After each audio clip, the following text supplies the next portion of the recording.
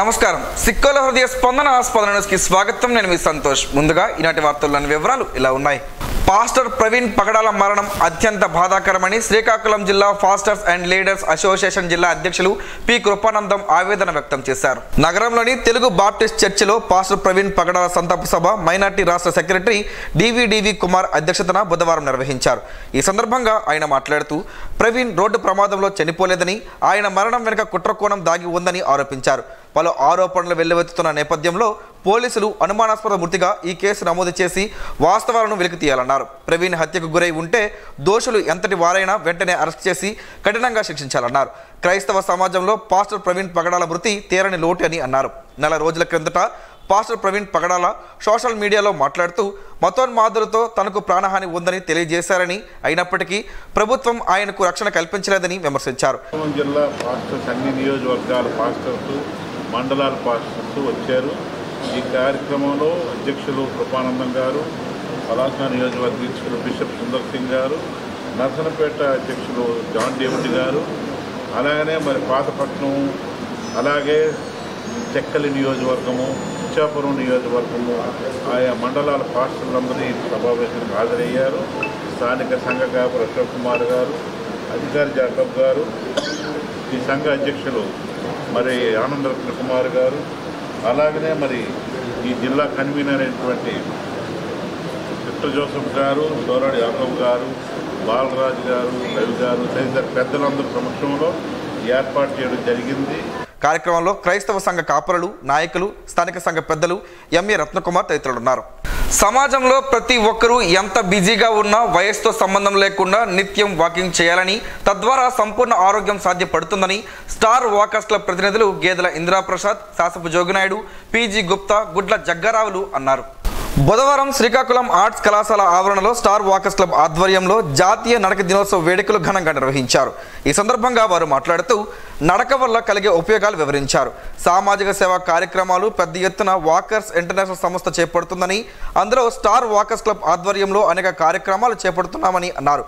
జాతీయ వాకింగ్ దినోత్సవ సందర్భంగా నూతనంగా 11 మంది సభ్యులు స్టార్ మహిళా వాకర్స్ క్లబ్లో చేరారు. అంతకన్నా ముందు నందిగామ కామేశ్వరరావు సతీమణి నందిగామ గీత జన్మదిన వేడుకలు ఘనంగా నిర్వహించారు. యాంత్రిక జీవితంలో ప్రతి ఒక్కరూ విధిగా నడక వ్యాయామం చేస్తూ ఆరోగ్యాన్ని మెరుగుపరుచుకోవాలని సూచించారు. ఈ కార్యక్రమంలో స్టార్ వాకర్స్ క్లబ్ ప్రతినిధులు బివి రవిశంకర్, జెసి పట్నాయక్, అడపా శాంతి, జ్యోతి, గేదెల లక్ష్మి, డాక్టర్ జిఎన్ రావు, ఎం మల్లిబాబు తదితరులు పాల్గొన్నారు.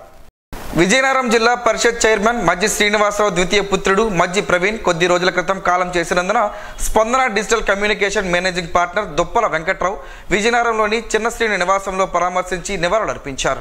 బుధవారం నాడు రాజా మాజీ శాసనసభ్యులు కంబాల జోగులతో కలిసి మజ్జి శ్రీనివాసరావు నివాసంలో ఆయన్ను స్పందన డిజిటల్ కమ్యూనికేషన్ మేనేజింగ్ పార్ట్నర్ ప్రముఖ పారిశ్రామికవేత్త దుప్పల వెంకట్రావు కలిశారు.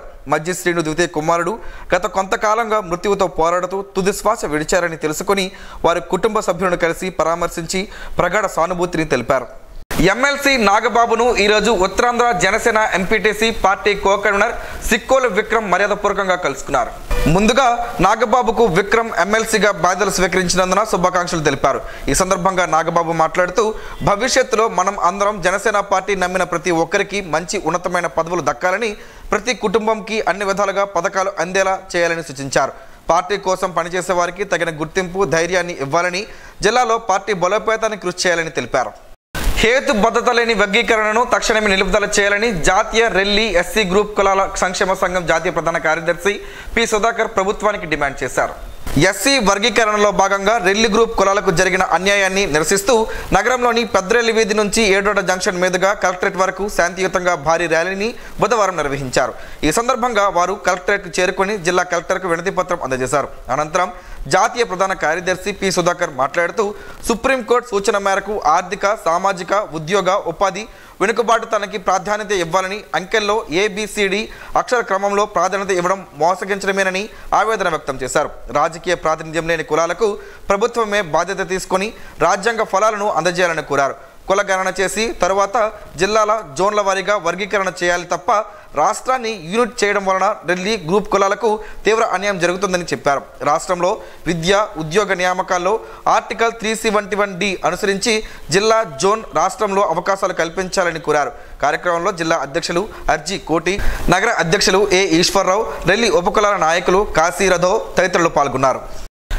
ఆంధ్రప్రదేశ్ యాదవ సంక్షేమ అభివృద్ధి సంస్థ చైర్మన్గా జి నరసింహ యాదవ్, డైరెక్టర్లు తొమ్మలపల్లి కళాక్షేత్రంలో ఈరోజు ప్రమాణ స్వీకారం చేశారు.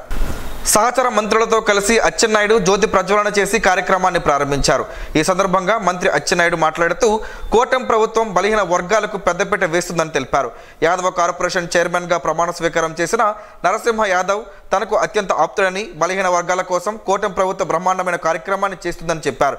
యాదవులకు, బీసీ వర్గాలకు మంచి అవకాశాలు కల్పించి పారిశ్రామికవేత్తలుగా తయారు చేసే విధంగా చర్యలు తీసుకుంటామని చెప్పారు.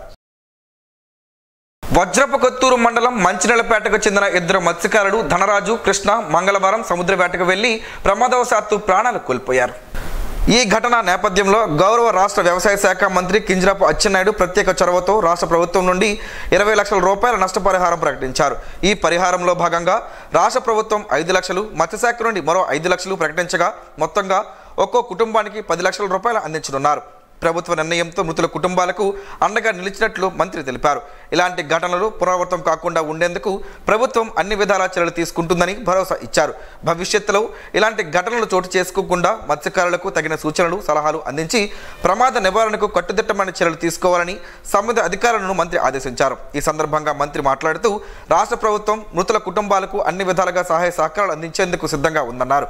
మత్స్యకారుల భద్రతకు అవసరమైన అవగాహన కార్యక్రమాలు నిర్వహించాలని అధికారులకు సూచించారు. ఇదే సమయంలో సముద్ర వేటకు వెళ్లే మత్స్యకారులకు అత్యవసర భద్రతా చర్యలపై స్పష్టమైన మార్గదర్శకాలు అందించాలని, వారికి అవసరమైన సహాయం ఎప్పటికప్పుడు అందుబాటులో ఉంచాలని చెప్పారు.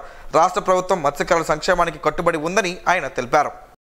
ప్రభుత్వ సామాజిక ఆసుపత్రిలో జిల్లా బాల భవిత కేంద్రంలో ఈరోజు ప్రపంచ ఆటిజం డే కార్యక్రమాన్ని జిల్లా ప్రోగ్రాం అధికారి డాక్టర్ వెంకట్రావు అధ్యక్షతన జరిగింది.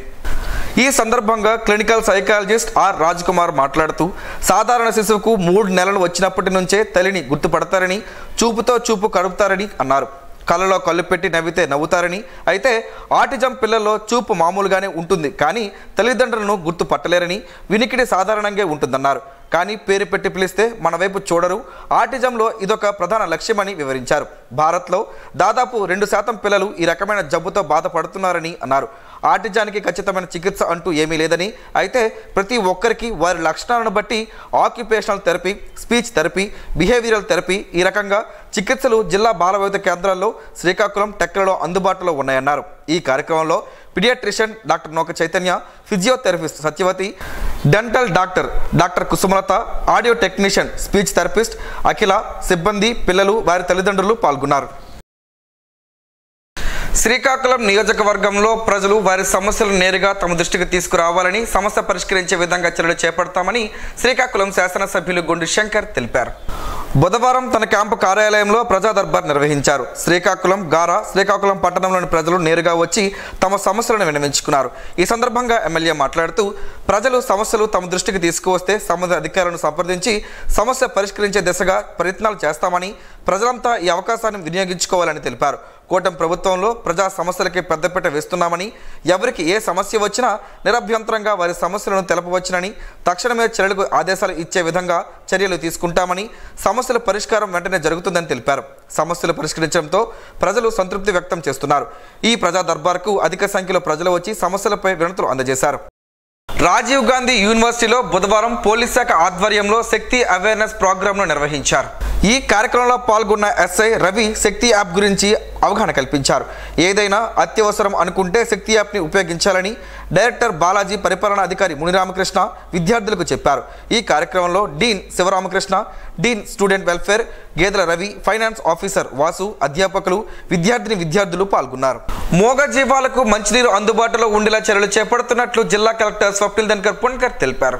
వేసవి కాలంలో నీటి ఎద్దడి సమస్యను దృష్టిలో ఉంచుకొని నరసనపేట మండలంలోని తామరపల్లి పంచాయతీలో పశువుల నీటి తొట్టెల నిర్మాణానికి మంగళవారం ఆయన భూమి పూజ నిర్వహించారు. ఈ సందర్భంగా కలెక్టర్ మాట్లాడుతూ నరసన్నపేట మండలానికి మొత్తం 16 నీటి తొట్టెలను మంజూరు చేశామని, వీటిని పశుసంవర్ధక శాఖ నిర్ణయించిన ప్రదేశాల్లో జిల్లా నీటి యాజమాన్య సంస్థ ఆధ్వర్యంలో మహాత్మా గాంధీ జాతీయ గ్రామీణ ఉపాధి హామీ పథకం ద్వారా నిర్మిస్తున్నట్లు తెలిపారు. అంతేకాకుండా శ్రీకాకుళం మండలం పెద్దపాడు గ్రామంలో కలెక్టర్ స్వయంగా ఎన్టీఆర్ భరోసా పెన్షన్ను పంపిణీ చేసి లబ్ధిదారులతో ముచ్చటించారు. ప్రభుత్వ సంక్షేమ కార్యక్రమాలను సమర్థవంతంగా అమలు చేసేందుకు కృషి చేస్తున్నట్లు పేర్కొన్నారు. రాష్ట్రంలోని గ్రామ వార్డు సచివాలయంలో విధులు నిర్వహిస్తున్న డిజిటల్ అసిస్టెంట్లకు న్యాయం చేయాలని జిల్లాకు చెందిన డిజిటల్ అసిస్టెంట్లు ఎమ్మెల్యే గుండు శంకర్కి వినతి పత్రం అందజేశారు. వీరిలో దాదాపు 80% బీటెక్, ఎంటెక్, పిహెచ్డి పట్టాలు పొంది టెక్నికల్గా మేధస్సు ఉన్నవారే కనుక వారిని టెక్నికల్ వైపు పదోన్నతి కల్పించాలని కోరారు. సీఎం విజన్ స్వర్ణాంధ్ర 2047 కళల సహకారానికి అన్ని విధాలుగా వారికి అర్హత ఉందని తెలిపారు. సమస్యలపై ఎమ్మెల్యే సానుకూలంగా స్పందిస్తూ సీఎం దృష్టికి తీసుకువెళ్లి న్యాయం జరిగేటట్లు చేస్తారని హామీ ఇచ్చారు. వినతి పత్రం అందజేసిన వారిలో గార మండలం, శ్రీకాకుళం రూరల్ మండల డిజిటల్ అసిస్టెంట్లు ఉన్నారు.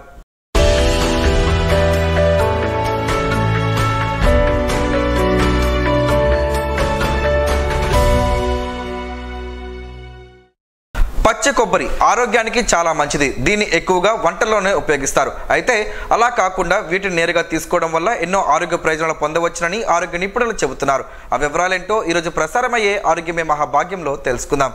కొబ్బరి బోండాలు ఆరోగ్యానికి ఎంతో మేలు చేస్తాయి. కొబ్బరి బొండం నీటిలో ఎన్నో పోషకాలు ఉంటాయి. అయితే నీటిని తాగిన తర్వాత అందులో ఉండే లేత కొబ్బరిని కొందరు తింటారు. అలాగే టెంకాయలను కొట్టినప్పుడు వచ్చే కొబ్బరిని కూడా చాలా మంది ఇష్టంగా తింటారు. కాకపోతే ఆ కొబ్బరి ముదిరిపోయి ఉంటుంది. కానీ పచ్చి కొబ్బరిని తినడం వల్ల ఆరోగ్యకరమైన ప్రయోజనాలు కలుగుతాయి. కొబ్బరి నూనెలాగే పచ్చి కొబ్బరి కూడా మనకు మేలు చేస్తుంది. పచ్చి కొబ్బరిని తినడం వల్ల ఎలాంటి ప్రయోజనాలు కలుగుతాయో ఇప్పుడు తెలుసుకుందాం. మలబద్ధకం సమస్య ఫైబర్ తక్కువగా ఉండే ఆహారాలను తక్కువగా తినడం వల్ల వస్తుంది. అయితే ఈ పచ్చి కొబ్బరిని తినడం వల్ల మలబద్ధకం సమస్య నుంచి బయటపడవచ్చు. దానికి కారణం ఏంటంటే 61% మేర ఫైబర్ అనేది దీనిలో ఉంటుంది. ఇతర పండ్లు, కూరగాయలతో పోలిస్తే దీనిలో చాలా ఎక్కువ. జీర్ణక్రియ సాఫీగా సాగడానికి కూడా ఉపయోగపడుతుంది. కొంతమందికి చర్మం పొడిగా మారుతుంటుంది. అలాగే వెంట్రుకలు చిట్టడం అనే సమస్యలు ఉంటాయి. ఈ సమస్యలు ఉన్నవారు పచ్చి కొబ్బరిని రోజు తినాలి. దీంతో కొబ్బరిలో ఉండే ఆరోగ్యకరమైన కొవ్వులు చర్మ సౌందర్యాన్ని పెంచుతాయి. అంతేకాకుండా చర్మం ముడతలు పడకుండా యవ్వనంగా కనపడే విధంగా చేస్తుంది. అలాగే కొబ్బరిలో మెనోలారిన్, లారిక్ యాసిడ్లు ఉంటాయి కనుక అది యాంటీ బ్యాక్టీరియల్, యాంటీ ఫంగల్ ఏజెంట్గా పనిచేస్తుంది. దీంతో మొటిమలు రావడం అనేది కూడా తగ్గుతుంది. చుండ్ర సమస్య అనేది అస్సలు ఉండదు. ఇక బరువు తగ్గాలనుకునేవారు ఈ పచ్చి కొబ్బరిని ఆహారంలో భాగంగా చేసుకుంటే శరీరంలో కొలెస్ట్రాల్ స్థాయిలు తగ్గుతాయి. పచ్చి కొబ్బరిలో ఉండే ఆరోగ్యకరమైన కొవ్వులు మన శరీరంలోని కొవ్వును కరిగిస్తాయి. దీంతో ఆకలి నియంత్రణలో ఉంటుంది. బరువు అనేది ఆటోమేటిక్గా తగ్గుతారు. కొబ్బరిలో యాంటీ బ్యాక్టీరియల్, యాంటీ వైరల్ గుణాలు ఉంటాయి. అందువల్ల దాన్ని తింటే రోగ నిరోధక శక్తి పెరుగుతుంది. గొంతు, బ్రాంకైటిస్ సమస్యలు తగ్గుతాయి. ఇక మానసికంగా ఆరోగ్యంగా ఉండడానికి కొబ్బరిని ఆహారంలో భాగంగా చేసుకోవాలి. కొబ్బరిలో మీడియం చైన్ ట్రైగ్లిజరైడ్స్ ఉంటాయి. ఇవి కెటోజెనిక్ గుణాలను కలిగి ఉంటాయి. అందువల్ల అల్జీమర్స్ వంటి వ్యాధులు రాకుండా ఉంటాయి. అందుకే పచ్చి కొబ్బరి తినడం వలన ఆరోగ్యానికి ఎలాంటి హానికరం కాదని వైద్య నిపుణులు చెబుతున్నారు.